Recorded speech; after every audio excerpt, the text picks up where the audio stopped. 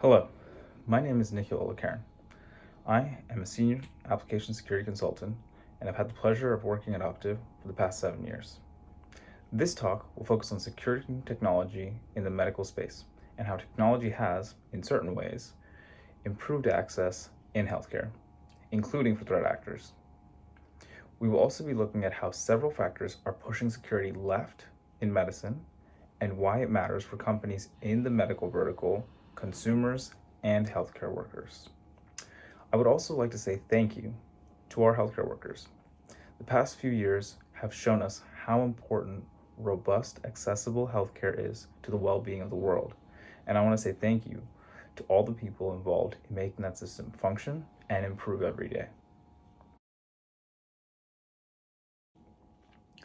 This is an overview of the 4 main sections of this talk. We will be going over a very brief and highlighted timeline of medical technology and regulations accompanying it. We will look at the types of security attacks that threat actors deploy against medical entities and the cost that those medical entities can incur if not in compliance. Then, we will move into how clients in the medical space can defend themselves in a multifaceted, comprehensive approach. Finally, we will look at a few case studies of incidents in the medical space and what we can learn from them.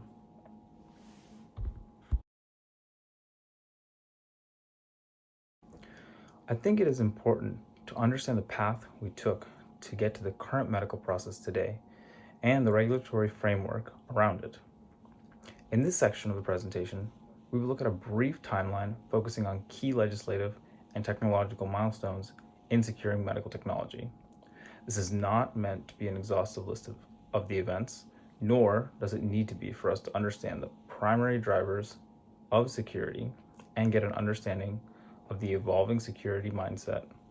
Let's dive in. Prior to the 20th century, medical devices were more tool-like, such as scalpels, forceps, saws, and drills.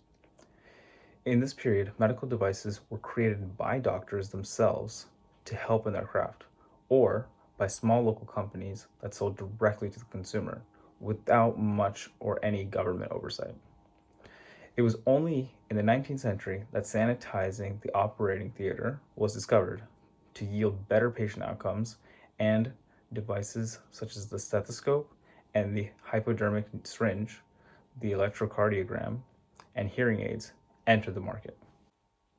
That being said, the technological progress in the last century has been massive. Let us fast forward to the 20th century, when the proliferation of technology at a consumer level has made it ubiquitous in every possible vertical, including medicine. By the mid-20th century, many drug regulations have been established in medicine, but medical devices were seeing their first wave of legislation appended to the existing drug framework. The technology had advanced, but the ability to ensure that it was safe for consumers was still catching up. It took until after World War II for countries to start building separate frameworks for medical IT infrastructure and devices. During the 1960s, the first iteration of a clinical data management system, or CDMS, sometimes called a hospital information system, emerged. It was halfway through this decade that Larry Weed presented the electronic medical record concept, also called EMR. That way you could generate an electronic record to allow a third party to independently verify a diagnosis. The first EMR was developed in 1972 by the Registrar's Institute, and it was welcomed as a major advancement in healthcare and medical practice. However, due to the high cost, this EMR wasn't as widely used as anticipated and was primarily utilized by government hospitals. In the 80s, there came about more refinement to existing regional regulations as adoption for more healthcare IT permeated larger institutions.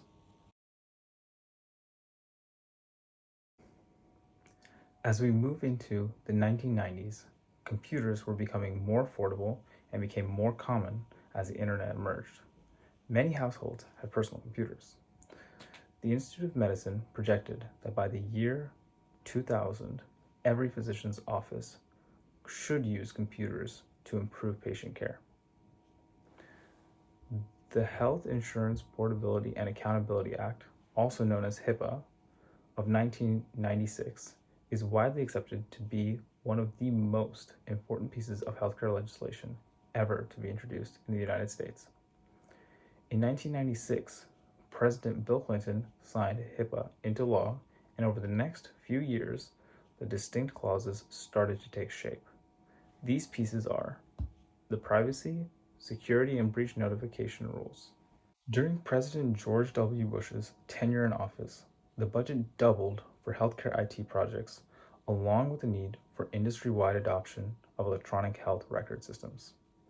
This mandate had been supported by Obama through the American Recovery and Reinvestment Act to provide additional funding and incentives to the healthcare professionals who adopted EMR systems. In 2009, President Obama signed the Health Information Technology for Economic and Clinical Health Act, nicknamed HITECH Act. The HITECH Act introduced incentives to improve technology infrastructure and to encourage providers to switch to electronic health records platforms. In 2012, the HIPAA Omnibus Rule was finalized. It contained modifications to the 4 important rules within the HIPAA framework: privacy, security, breach notification, and the enforcement rule. It went into effect in 2013 and contains modifications to improve data security and confidentiality. Notably, under the Omnibus Rule, business associates are directly liable for HIPAA violations. Also, business associates' compliance with the privacy rule and the security rule became mandatory. Today, EMR technologies have mass adoption, and COVID has pushed for more electronic methods of data transfer over paper. Not only are records becoming digital, but appointments in telehealth have bloomed during the pandemic, and the supporting health IT has had to adapt and scale up as well. Healthcare workers and patients have requested more features from these systems, so these products will be constantly evolving to help manage a changing clinical medical landscape. Along with more systems ensuring compliance with national and global standards, we need to be mindful that patient care is the priority, and security should not become onerous for the healthcare worker. Now that we have seen the steps taken to get us to the current clinical setting, let us turn to the types of attacks that attackers are deploying against today's healthcare. In this section, we will have a chance to go over the attack types and discuss what they are and how they behave. There are a multitude of security threats in the medical space, and there is not enough time in this presentation to review an exhaustive list. There are many more, but this slide and the next are the primary ones that we will focus on, since it's easier to tie them directly to the 4 HIPAA rules and the corresponding costs for violation. In this slide, we will look at attacks that take aim at the infrastructure side of the healthcare IT equation. The first one is medical device vulnerabilities. This encompasses problems of proper device configurations when deployed to software and embedded logic flaws. As healthcare practitioners rely more on devices to help them with patient diagnosis and monitoring, attackers will go after any weakness in these devices to gain patient data or compromise healthcare functionality. As cloud technologies become more economical and scalable, more healthcare IT will naturally shift up. However, the remote accessibility of the cloud means that, when not configured correctly, attackers now have visibility into systems that were largely on-prem, requiring physical access. Cloud-based services have their own nuances, and ensuring that services are always accessible through backup or redundancies is paramount. So healthcare services is not compromised. Since we are talking about compromises to healthcare functionality, the next two attacks focus on disruption. There has been a huge increase in the prevalence of ransomware attacks and distributed denial of service attacks, or DDoS attacks. Due to the low level of effort and prepackaged vulnerability-specific solutions available on the dark web, these have increased in quantity. Each attack causes disruption in a different way. Ransomware encrypts devices so they are no longer usable and are held for ransom until a decryption key is purchased. DDoS uses armies of compromised devices to flood resources with artificial traffic until the service is non-functional to valid users. In this slide, we will look at attacks that take aim at the human side of the healthcare IT equation. The first one is phishing attacks, in which healthcare workers will get fraudulent communications that direct the unsuspecting user to provide confidential information to attackers. Attackers can then use that information or permissions granted to compromise the healthcare entity that the worker is employed at. The next one involves situations where an employee could accidentally or intentionally act in a way that risks the healthcare entity. Instances of employees having too much access and changing important settings or clinical results and/or accessing the wrong patient's data have occurred. Human error, not sophisticated targeted attacks, was responsible for 90% of data breach events in the UK in 2019. Microsoft found that 60% of data breaches originate with compromised credentials, logins, passwords, and things of that nature. Typically, these happen from successful phishing attacks, and about 30% of untrained users regularly fail phishing tests. The last one ties in with phishing attacks, as some phishers also use similar-looking domain names to send phishing emails for fraudulently obtaining sensitive information about the user or organization. These imitation sites could look very similar to the legitimate site, but use slight irregularities to trick users. Examples of this are typo squatting, where a slightly misspelled domain name is used, or combo squatting, where words like payment, security, or verification are combined with famous trademarks. And there are so many more techniques. Testing and security technology in a medical setting is unique from other settings. Just like there need to be special sets of compliance standards in the financial space, there needs to also be in the medical space. In the financial space, they have PCI, FFIEC, and others. In medical, they have HIPAA, high-tech, and ISO standards. Let's focus on the HIPAA omnibus that includes high-tech. There are 4 major rules that healthcare entities need to comply with. They are the privacy rule, security rule, breach notification rule, and the enforcement rule. Let us go over each one of these. The HIPAA privacy rule is designed to protect patient medical records and all EPHI, as well as set limits and conditions on the uses and disclosures within the system that may be made without patient authorization.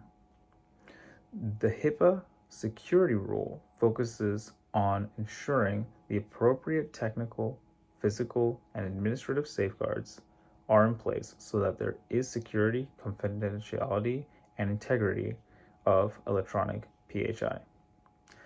The breach notification rule requires entities notify patients and the United States Department of Health and Human Services when a breach of unsecured EPHI occurs. They are also required to notify the media when a breach impacts more than 500 patients. The enforcement rule allows regulators to investigate, levy penalties, and/or procedures for hearings for healthcare entities not following HIPAA compliance requirements. Now that we understand why and how healthcare access is being treated differently and the specific rules around how it's governed, let us look at the cost to healthcare entities if they violate these terms. Due to the life or death nature of the health IT systems, the penalties for noncompliance with the HIPAA and high-tech rules are steep. Here, we have a table denoting the upward shift in penalties after the HIPAA rules were revised. Initially, the penalty stood at $100 per violation, but that has been revised to a sliding scale all the way up to $50,000 per instance. To accommodate for the increase per violation, the overall yearly cap was also increased dramatically from 25,000 USD to 1.5 million. Let's dive into that sliding scale a bit on the next slide and see what the different tiers are. Here, we can see that the $100 to $50,000 scale has been broken into 4 distinct tiers. Each tier has its own set of requirements to rate a violation, with the type of negligence increasing up to level 4. Tier 1 is for organizations that were unaware of a violation and would have been unaware even if they had exercised reasonable due diligence. Tier 2 is for organizations that had reasonable cause to be aware of a violation had they exercised due diligence. For incidents to be in Tier 3, organizations had to demonstrate willful neglect of HIPAA high-tech rules, but correct the problem within 30 days of discovery. And this can progress to Tier 4 for the organizations that demonstrate willful neglect of HIPAA and high-tech rules and make zero effort to rectify the problem within 30 days of discovery. Now that we understand the specific rules around how healthcare IT is governed and the costs associated with failure to comply, let us look at the common ways healthcare entities sometimes violate these terms. We will also be discussing some of the financial outcomes of these errors. In this and the subsequent 2 slides, we will look at the 10 most common HIPAA violations and some violation results. The first and most common one is inappropriately accessing healthcare records, where healthcare providers will look at a patient's records for reasons outside of what is allowed by the privacy rule. Typically, these violations usually result in termination of the employee, but may also result in criminal charges for the employee. Financial penalties for the healthcare organizations that have failed to prevent snooping are relatively uncommon. However, there was an instance when an entity was fined $865,000 for failing to restrict access to medical records. The most common violation that results in a financial cost is failure to perform an organizational level risk analysis. It becomes difficult to be aware of risks and vulnerabilities if no effort is put into checking for them. This leaves issues open for attackers to leverage vulnerabilities and compromise the healthcare entity. We've seen an instance of a healthcare entity that had to pay $2.5 million settlement for an incomplete risk analysis and a lack of a risk management process. After assessing the organization's risk level, there needs to be an effort made to rectify these issues. The next most common violation is failure to manage security risks, or a lack of a risk management process.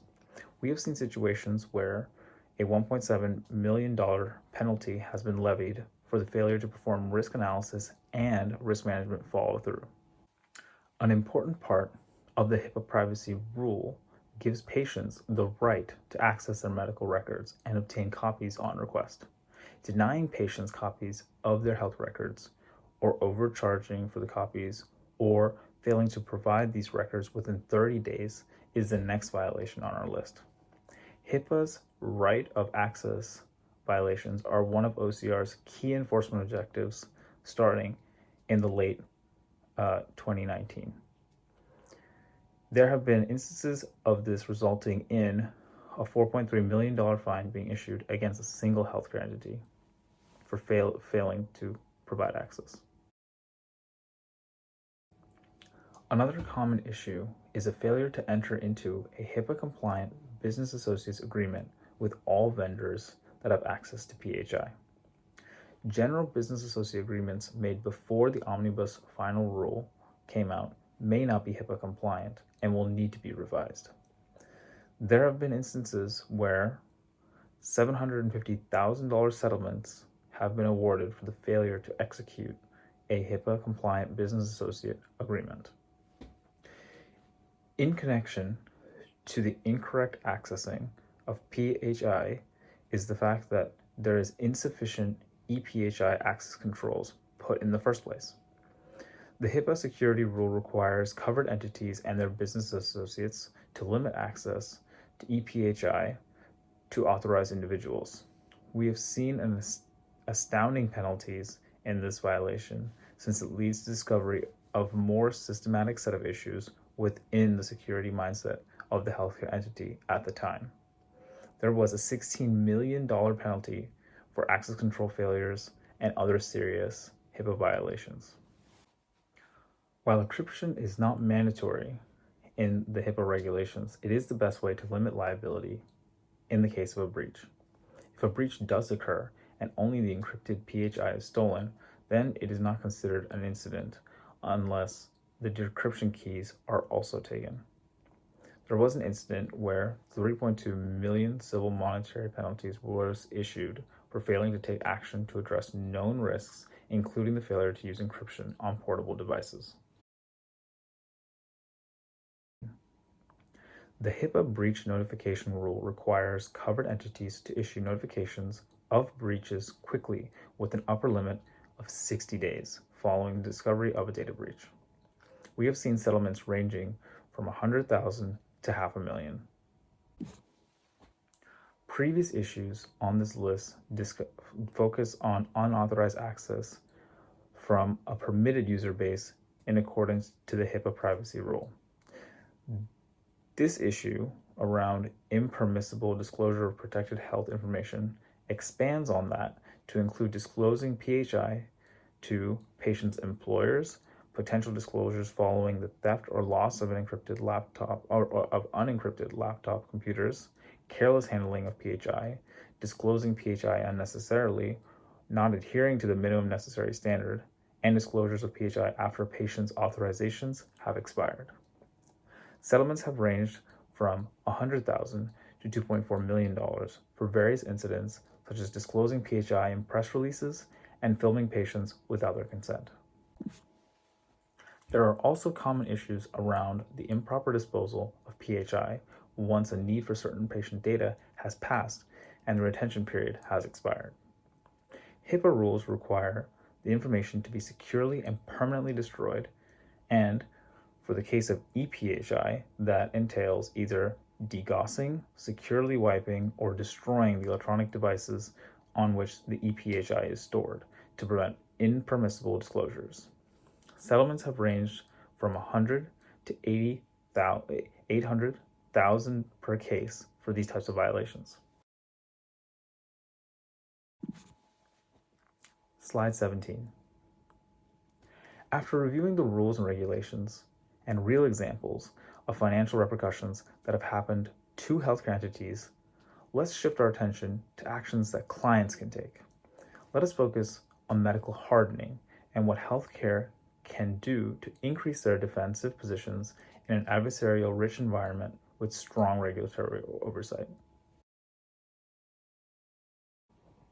In this slide and the next two, we will dive into effective and necessary strategies that help healthcare entities mature their security posture. We will be leveraging a legacy OWASP medical device standard that has been expanded to consider devices transporting PHI and function in a healthcare setting. While the standard does not directly address HIPAA or any other regulatory concerns, we will be looking at how these behaviors will satisfy requirements and avoid financial consequences.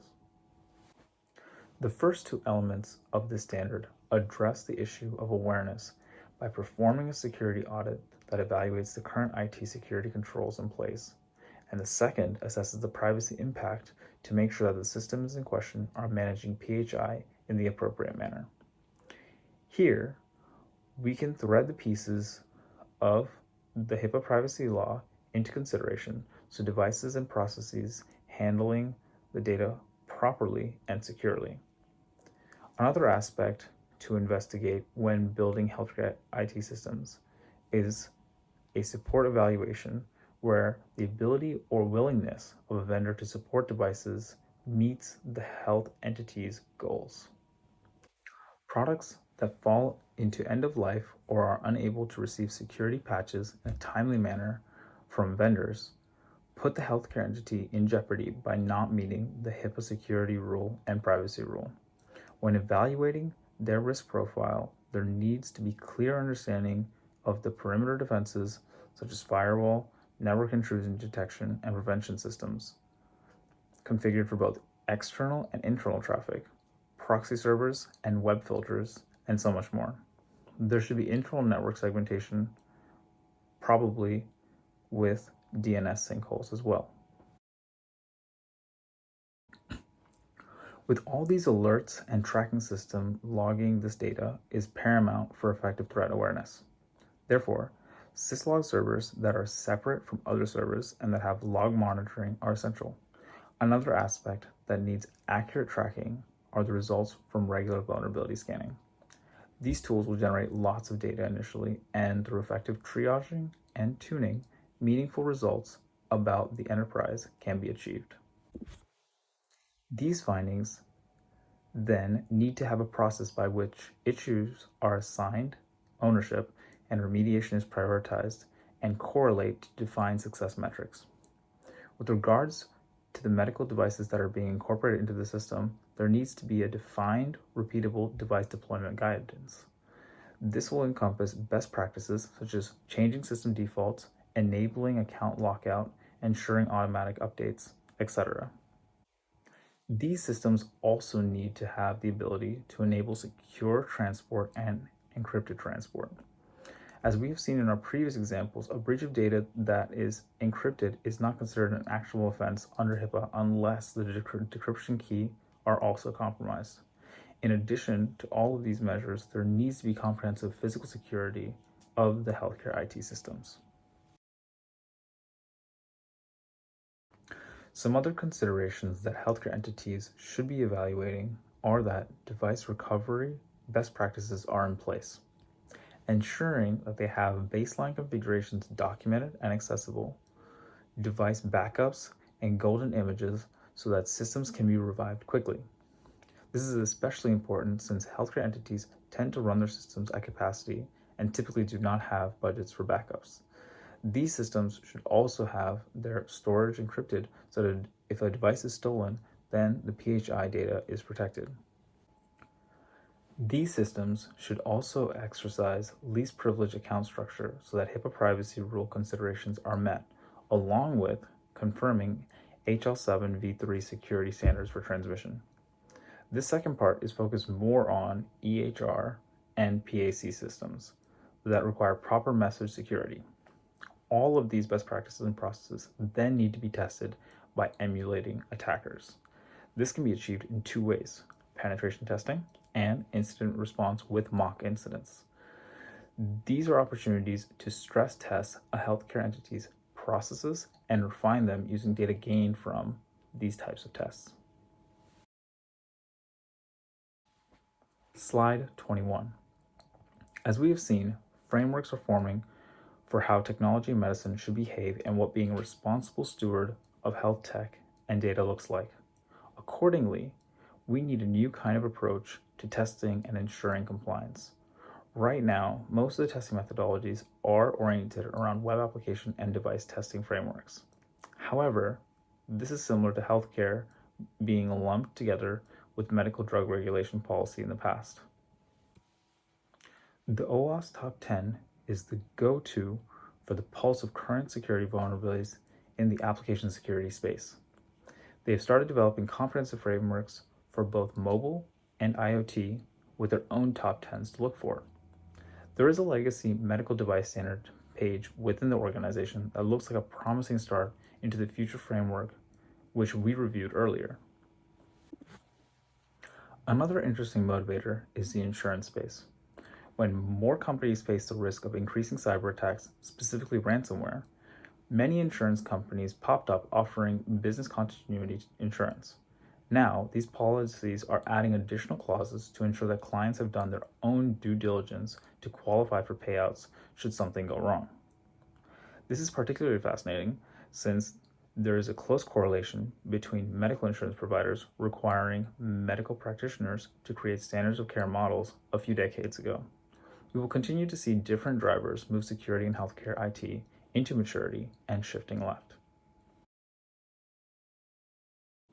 The continuing trend in all verticals is for more appliances and devices to come online.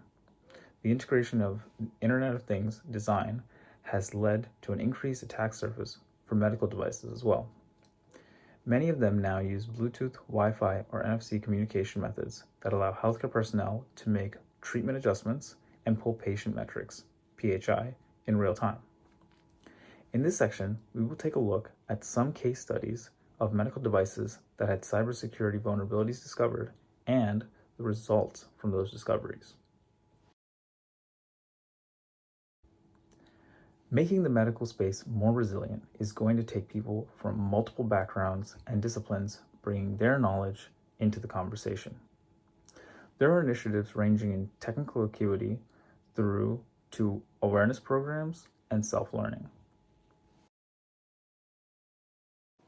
There are several initiatives through a multitude of organizations that anyone that wants to participate can contribute.